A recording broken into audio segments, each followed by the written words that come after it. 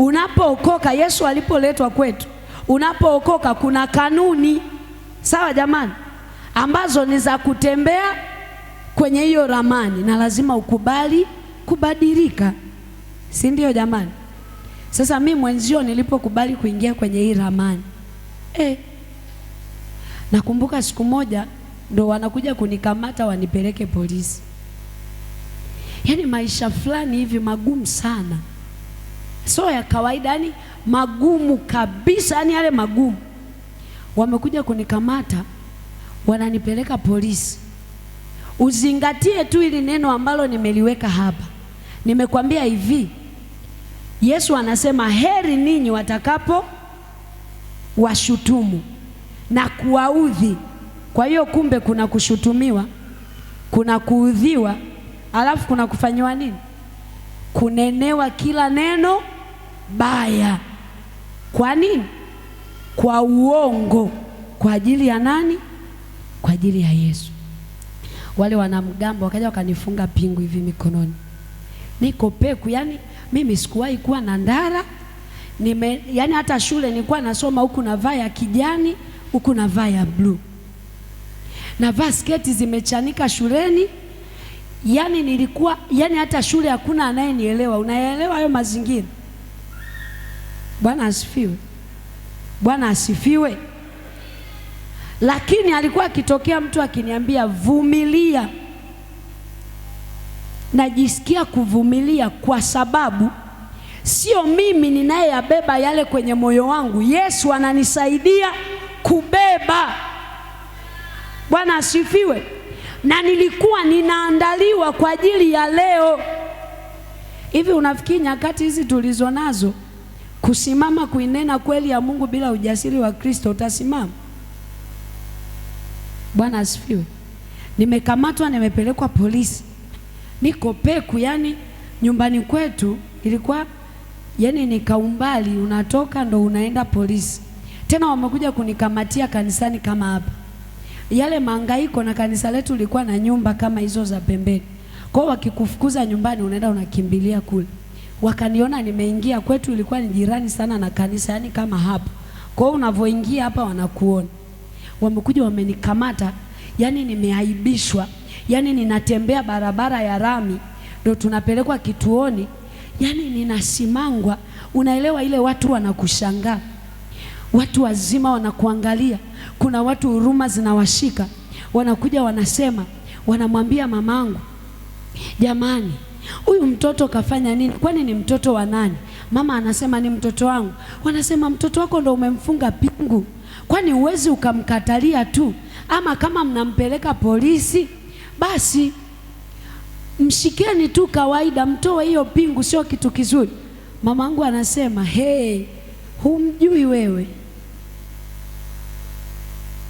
Unaelewa? Yani umjui.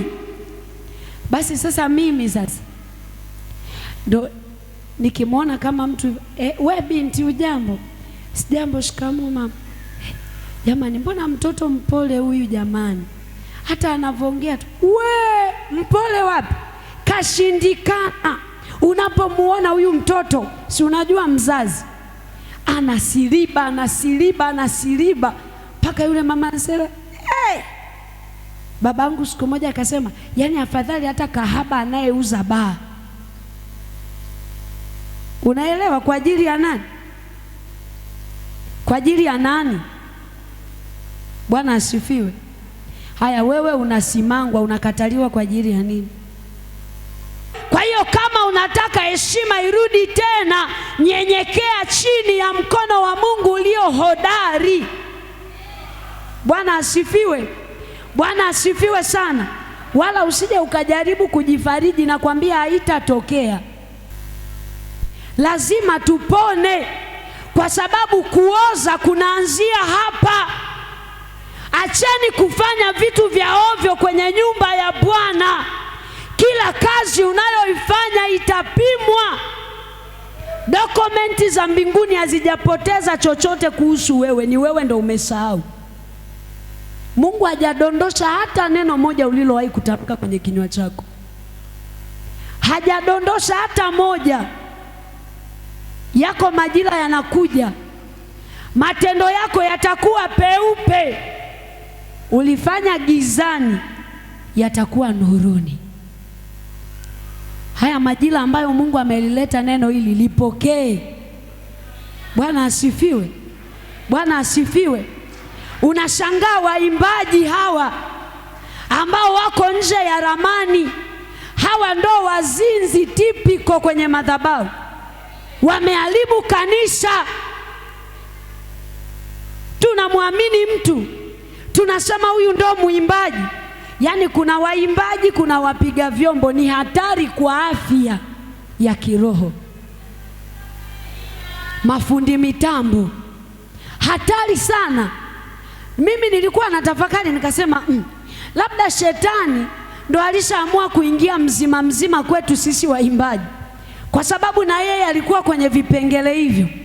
Ninawaambia wana wa Mungu wana amani nyingi, wanaoipenda sheria ya Bwana. Neno la Mungu linapokuja wanalipokea ili lilete mabadiliko kwenye maisha yao. Apatikane mtu mmoja anayesema nimechoka na hii hali, nimechoka kuanguka leo na kesho ninasimama, nataka niendelee mbele kwa msaada wa Bwana, nataka nisonge mbele. Maisha ya kuteswa na dhambi yamenichosha. Kanisa, lazima turudi kwenye ramani yetu ambayo ni ya Bwana. Lazima kila kitu tuongozwe na Roho. Hatuongozwi na mifumo ya dunia hii, tunaongozwa na Bwana. Linapokuja suala la ibada, lazima uende mbele za Bwana ukamwambie Bwana, unataka leo tukuimbie nyimbo gani? Tulia mbele za Bwana. Hata kama una sauti inayokoroma kama ya kwangu, imba hivyo hivyo. Roho Mtakatifu ataishindikiza na mafuta. Watu wataguswa, watu watabarikiwa, watu watamuona Mungu. Tunayo maongozi, tunayo ramani ya Bwana wetu aliye hai, aliyeweka mkakati ndani yetu. Lazima ukubali kutembea hapo. Nataka nikwambie, wewe ni mtu wa pekee. Ndio maana umeumbwa kwa jinsi ya ajabu na ya kutisha. Acha kujitafuta, mtafute Bwana na nguvu zake. Watu wakikutazama watamuona Bwana ndani yako. Jamani, amina. Jamani, haleluya. Nasema lazima tubadilike, lazima tukubali kupona. Nikwambie kitu, mwana wa Mungu, unapokubali kufanya matengenezo ya ndani, hata kama ulikuja na magonjwa, hata kama ulikuja na kansa, hata kama ulikuja pingili zimeharibika, hata kama ulikuja na HIV, vile unavyolipokea neno la Bwana, unayaangalia maisha yako, unasema hapa nilisababisha mwenyewe. Bwana, kumbuka rehema. Yesu, kumbuka rehema. Yesu anapoangalia moyo wako, anapokutengeneza, na yale mengine yote yanaondoka. Maana magonjwa sio mpango wa Bwana kwa ajili yako. Ikiwa umeumbwa kwa kusudi la Bwana, basi ujue ni ya muda mfupi, ili Bwana ajitwalie utukufu. Bwana asifiwe. Bwana asifiwe. Nilikwambia wakati mwanadamu ameumbwa, maisha yake yalikuwa ni kutoka rohoni kuja mwilini. Kwa hiyo Mungu anapolileta neno lake, analenga moyo wako, analenga roho yako. Na wewe unayenitazama kupitia chombo hiki cha NY TV, yaangalie maisha yako, angalia mienendo yako, vile unavyotaka Bwana akutendee. Wengine ni madonda ya tumbo, inawezekana yamekuja kwa sababu ya stress.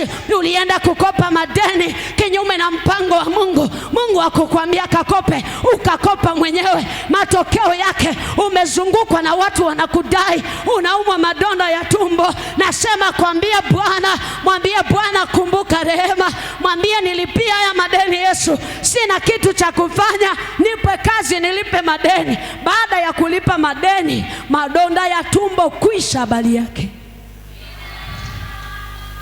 Hauwezi ukaanza kutibu juujuu. lazima uingie kwenye kina cha ugonjwa. Unafanya biashara haufanikiwi. Kuna watu wanasema, mtumishi, kila ninachokifanya sifanikiwi. Kumbuka maisha yako, angalia mahali ulipokosea. Ukipatazama pale, mwambie Bwana, naomba unisaidie, kumbe nilikosea pale. Mungu anapolileta neno, manake anautaka ufahamu wako, uelewe eneo ambalo ulijikwaa, ili akisimama na wewe usije ukapita tena kwenye ile njia itakuangamiza. Vipi akikuombea tu? Haya, nataka niseme kwenye kitabu cha Yohana sura ya 14 mstari wa 5 na wa 6. Na hapa ninataka niongee kitu, kiandike tu, kwa sababu ndo msingi ambao ninaendelea nao. Hivi vipengele nitatembea nalo nadhani mpaka tunamaliza. Naamini kuna vitu Roho Mtakatifu atakuwa anaviongeza. Ukisoma hiki kitabu cha Yohana sura ya 14 mstari wa 5 mpaka wa 6, kupitia sura hii ya kitabu cha Yohana tutaangalia mambo kadhaa ya kutusaidia kuishi maisha yaliyokusudiwa na Mungu, yaani maisha ya sasa na ya baadaye. Yohana sura ya 14 mstari wa 5, Biblia inasema, Tomaso akamwambia Bwana, sisi hatujui uendako, nasi twaijuaje njia? Bwana asifiwe. Bwana asifiwe. Ili swali la Tomaso ndilo ninataka nilisimamia na kwangu na mimi na wewe jioni ya leo. Tomaso swali lake linaonesha kuchanganikiwa. Tomaso swali lake linaonesha kutokuelewa. Bwana asifiwe. Anamwambia Yesu, wewe unasema tutaenda huko, tutaendaje na sisi hatuijui njia?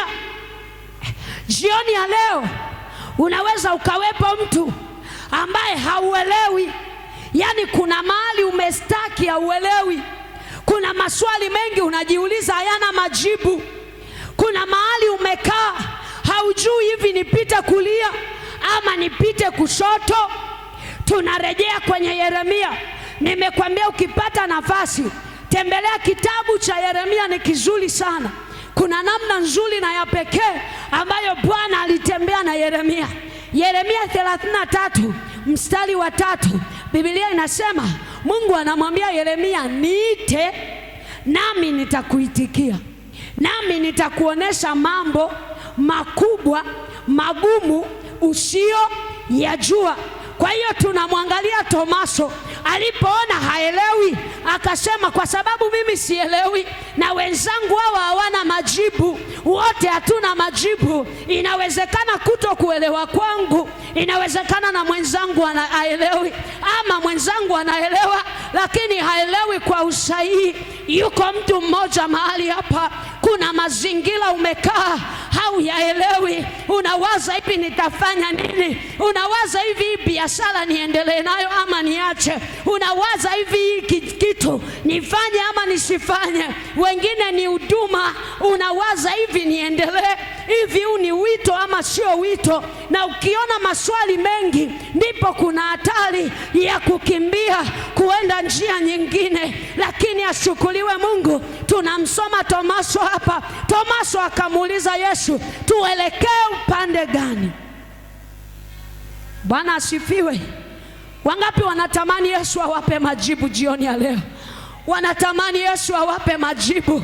Hata mimi ninatamani Yesu aongee kitu, ninatamani aseme na mimi kitu. Hata mimi nilipokuwa nasoma leo, nikawa natafakari, nikawa nimekaa pale ndani, nikawa ninawaza, nikasema Yesu, hata mimi ni kama Tomaso. Leo tunaendelea na kongamano, nikasema ni kweli umenipa somo la kuishi kwa kuifuata ramani, lakini vipi jioni ya leo nitaenda nikasema nini? Maana sielewi, natamani kukusikia. Ndipo Bwana akanitazamisha haya mambo. Nataka nikwambie, unapotaka kuelewa jambo, acha kuweka ujuaji, weka ujuaji pembeni. Usijaribu kufanya peke yako. Nenda muulize Bwana kwamba wewe uliyenileta duniani kwa kusudi lako, nimefika mahali hapa nimekwama, kuna kuna mambo makubwa magumu na yaona siyawezi. Kwenye ugonjwa huu nimekwama. Nimesikia kuna mtu anatoa mafuta, nimesikia kuna mtu ana maji ya upako, nimesikia kuna hospitali kubwa imefunguliwa, lakini Bwana nimekuja kwako, naomba unielekeze nini nifanye katika hali hii nilionayo. Ni ndoa yako inakusumbua, imekutoa kwenye njia.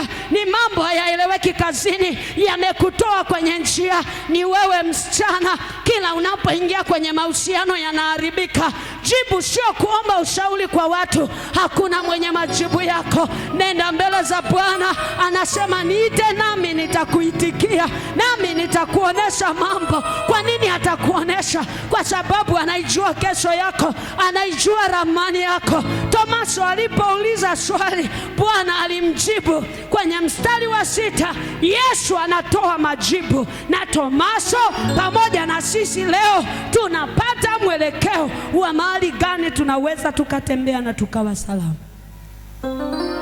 Haleluya jamani, amina jamani, haleluya. Kuna watu wanahangaika, watu wengi wanahangaika.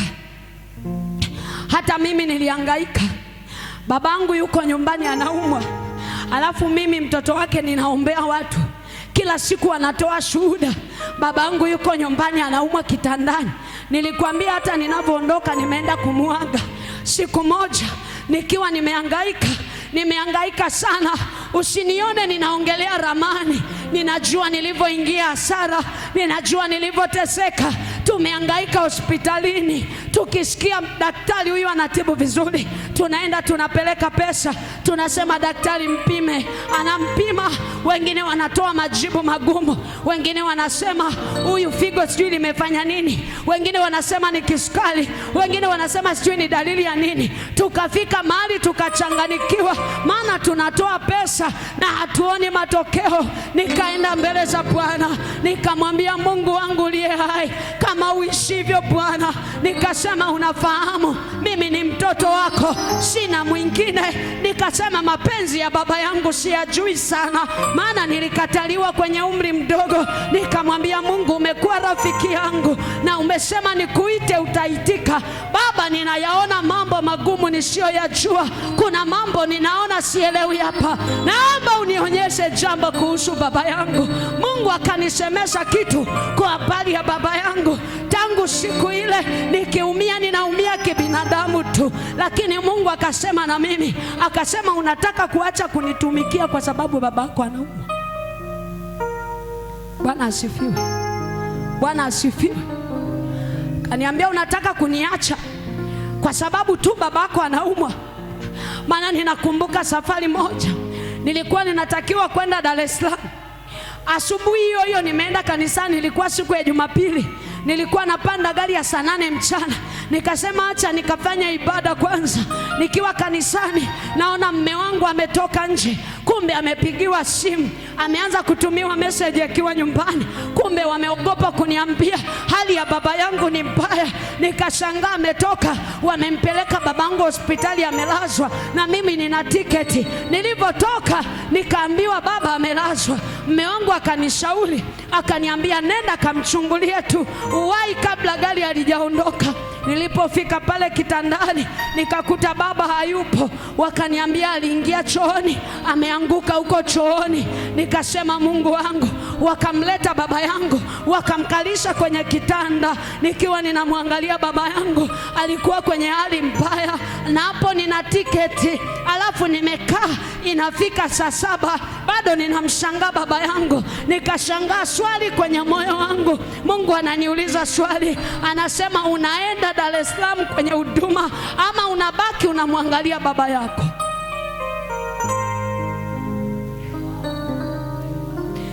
Vitu ninavyokuambia sijakopi mahali, ni maisha yangu halisi ambayo nimepita pembamba, na nimemwona Bwana akinipigania, nimemwona Bwana akinifundisha vile alivyo mkubwa kuliko wazazi wangu, vile alivyo mkubwa kuliko mume wangu, vile alivyo mkubwa kuliko watoto wangu, vile alivyo mkubwa kuliko mama yangu, vile alivyo mkubwa kuliko rafiki zangu. Ramaka ya torama shanda kora baba babosaya.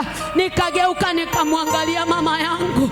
Mama yangu akawa analia mama yangu. Anasema, Tina, muone baba yako.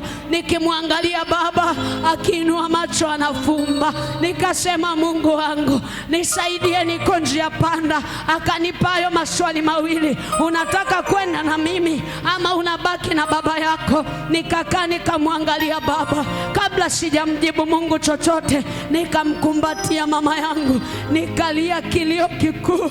Nikamwambia, mama yangu, jipe moyo mkuu, maisha yangu nimeyatoa kwa ajili ya Bwana. Acha niende nikamtumikie Bwana mama, Mungu atamponya baba yangu. Nikaondoka nikiwa ninalia machozi, lakini niko kwenye ramani ninalia, lakini namwambia Bwana, naenda Dar es Salaam. Nimeacha vyote kwa ajili yako. Nimemwacha baba yangu kitandani, hawana hata pesa ya kuwatoa hospitali. Nikiwa kwenye gari nimeondoka, maana hata ningebaki pale sikuwa hata na pesa ya kumtibu baba yangu. Nikiwa kwenye gari nakwambia, inaingia message kwenye M-Pesa, na shangaa mtu kanitumia Laki6. Matibabu ya baba yangu yalikuwa makubwa. Nakwambia, Mungu ni halisi. Wewe unapoona hali ya kuchanganikiwa, usihangaike, nenda kwa Bwana. Anasema, niite nami nitakuitikia, mambo makubwa magumu usiyoyajua nitakuonesha. Nilikuwa sijui kwa kutoa pesa, Mungu akanipa pesa, nikamtumia mama yangu pesa, nikalipa na usafiri. Nikasema, baba yangu arudishwe nyumbani, kama ni sindano atakuwa anaenda kuchoma pale. Rabababosakaya torama. Yesu anayo majibu. Jioni ya leo una maswali gani kwa Bwana? Umechanganyikiwa na kitu gani? Kitu gani kinaumiza moyo wako? Kitu gani kinakusumbua? Kitu gani kimekuwa mlima kwako? Yesu yuko hapa jioni ya leo. Ikiwa ni magonjwa, umeenda hospitali bado huoni matokeo, mwambie Bwana, nimekuja, ninalo swali hili jioni ya leo kwa habari ya kuhangaika kwangu. Habakuki akasema, nimekuja Bwana ujibu kwa habari ya kulalamika kwangu. Wanadamu ukienda kwao watakwambia unalalamika, lakini Mungu yupo kwa ajili yako. Anaujua udhaifu wako. Ukipeleka malalamiko, anayapokea kama alivyo, anayapokea kama yalivyo. Rabababosaka. Wewe unayenitazama jioni ya leo, ni kitu gani ambacho unatamani Bwana akufanyie?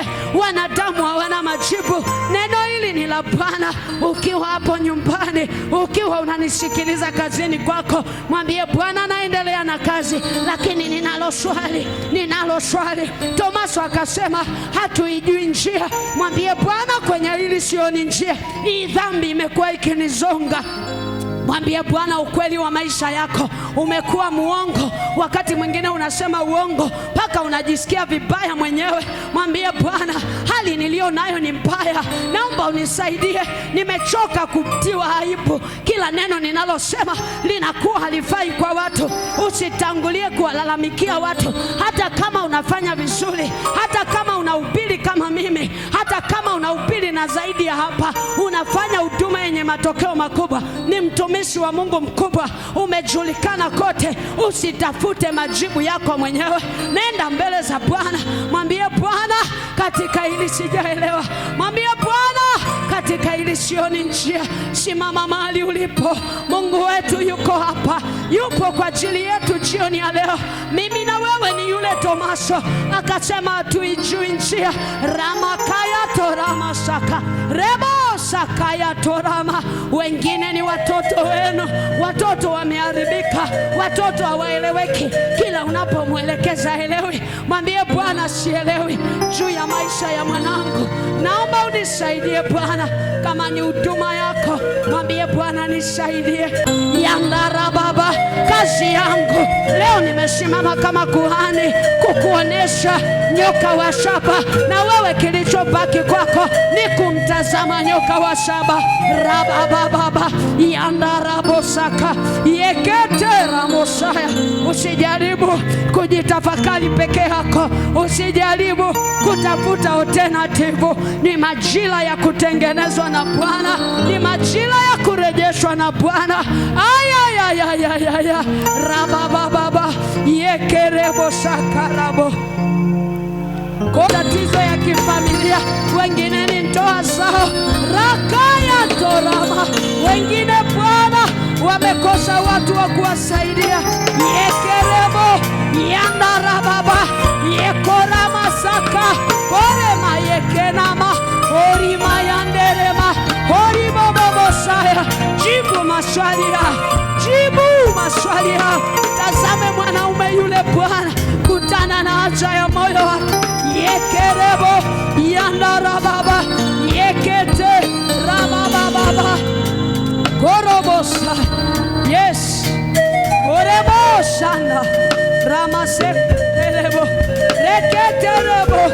Kwa kadiri unavyojiachilia ndivyo ambavyo Roho Mtakatifu anafanya kazi ndani yako. Mwambie tu kuhusu maisha yako. Tunakoelekea kwenye somo hili ni kuzuri.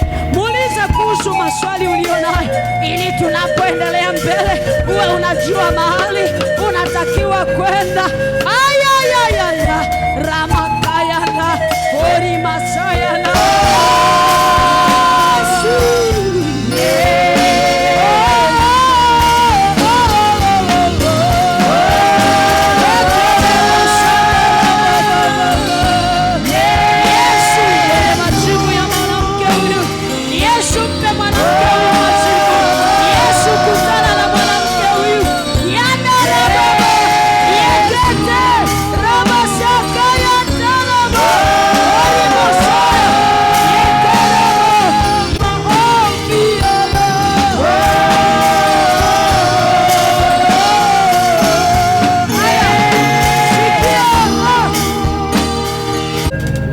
Asante Yesu, asante Yesu kwa ukuu wako, asante Yesu kwa nguvu zako, asante Yesu kwa mpenyo huu.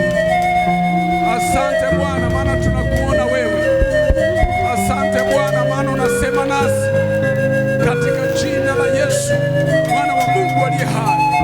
Baba, pokea sifa na heshima na utukufu. Asante kwa ajili ya mtumishi wako, asante kwa ajili ya uwepo wako Kristo.